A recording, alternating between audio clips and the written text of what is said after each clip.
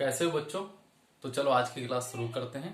पिछली क्लास में हमने तत्वों के बारे में पढ़ा और इसके अलावा कुछ ऐसे पदार्थों के बारे में पढ़ा जो हमारे कंटिन्यू काम में आते हैं। उनके रासायनिक नाम, उनके अणुसूत्र और उनके साधारण नाम के बारे में जानकारी हासिल की थी। तो चलिए अब हम अपना कोर्स स्टार्ट करते हैं। हमारा पहला लेसन है हमारे आसपास के पदार्थ। लेकिन उससे पहले हम विज्ञान शब्द की उत्पत्ति के बारे में बात करेंगे कि विज्ञान शब्द की उत्पत्ति कहां से हुई है, किस प्रकार से हुई है और इसका अर्थ क्या होता है। तो देखिए, विज्ञान शब्द की उत्पत्ति की बात करते हैं तो विज्ञान शब्द का जो उल्लेख है वो हमारे ऋग्वेद में मिलता है। किसमें मिलता है? ऋग्वेद में मिलता है। विज्ञान शब्द संस्कृत भाषा के विज्ञानम से लिया गया है और जो विज्ञानम शब्द है यह है वी प्लस ज्ञा प्लस ल्यूट से मिलकर बना है। ठीक है। विज्ञानम शब्द का अर्थ होता है विशेष ज्ञान, अर्थात किसी वस्तु या किसी पदार्थ के बारे में विशेष ज्ञान प्राप्त करना ही विज्ञान कहलाता है। इसके अलावा जो विज्ञान है, विज्ञान को अंग्रेजी में साइंस के नाम से जाना जाता है। ठीक है। साइंस शब्द जो है इसकी उत्पत्ति लैटिन भाषा के साइंसिया से हुई है। साइंसिया का अर्थ होता है टू नो, अर्थात बारे में जानना। ठीक है। किसी वस्तु के बारे में गहराई से जानना ही क्या कहलाता है? साइंस कहलाता है, यानी कि विज्ञान कहलाता है। या मैं यूं कह सकता हूं किसी वस्तु के बारे में गहराई से अध्ययन करना ही क्या कहलाता है? विज्ञान कहलाता है। मैं फिर से रिपीट कर देता हूं। विज्ञान जो शब्द है, विज्ञान शब्द की जो उत्पत्ति हुई है, जिसका उल्लेख हमें किसमें मिलता है? ऋग्वेद में मिलता है। ठीक है। विज्ञान शब्द संस्कृत भाषा के विज्ञानम से लिया गया है।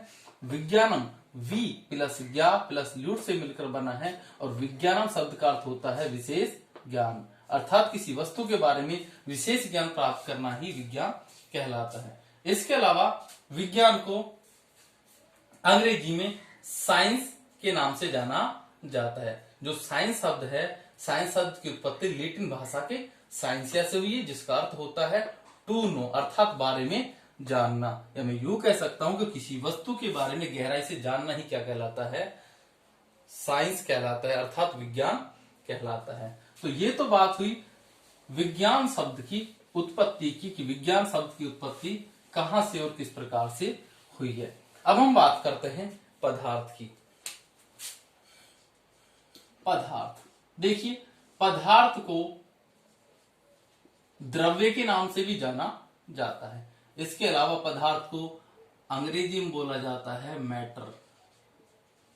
चाहे मैटर बोले, चाहे द्रव्य बोले और चाहे पदार्थ बोले, एक ही बात है।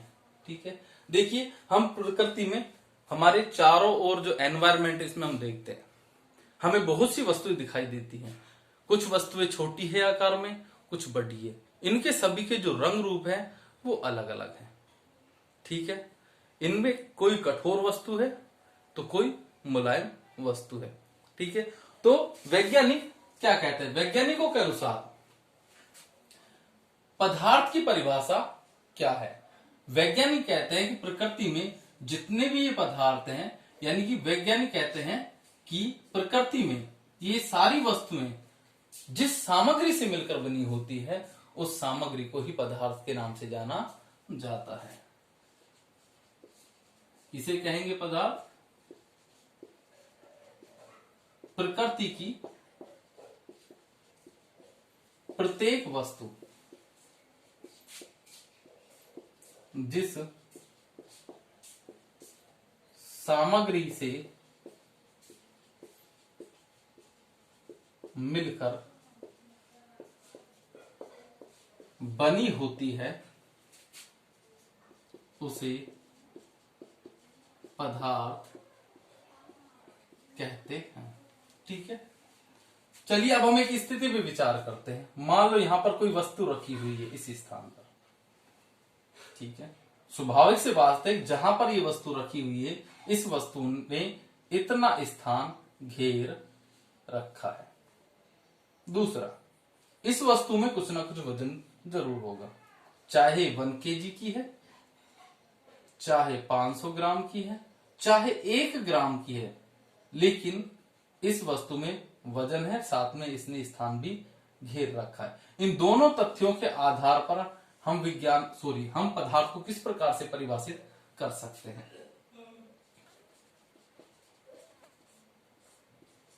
प्रकृति की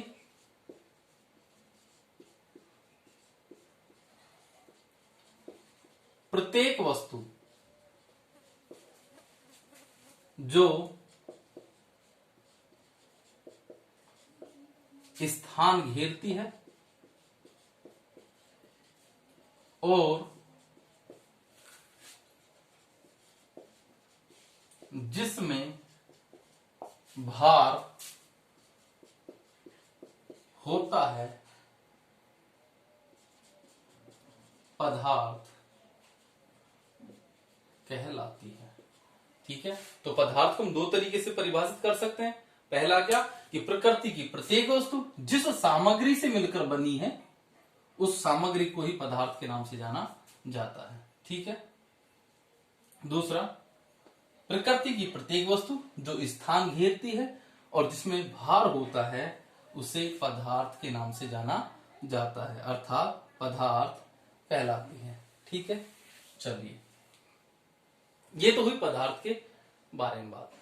हमारे जो प्राचीन दार्शनिक है, हमारे भारतीय दार्शनिक, वो क्या कहते हैं? उनके अनुसार जो पदार्थ होता है, पदार्थ 5 तत्वों से मिलकर बना होता है। 5 मूलभूत तत्वों से मिलकर बना होता है। ये 5 मूलभूत तत्व कौन कौन से हैं? पृथ्वी,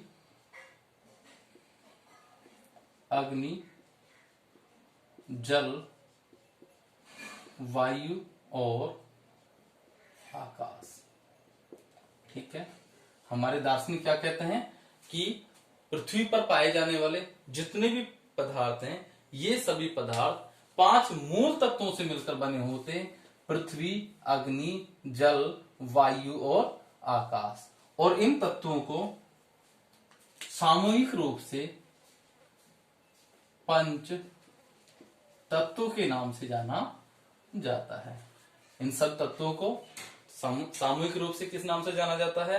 5 तत्वों के नाम से जाना जाता है।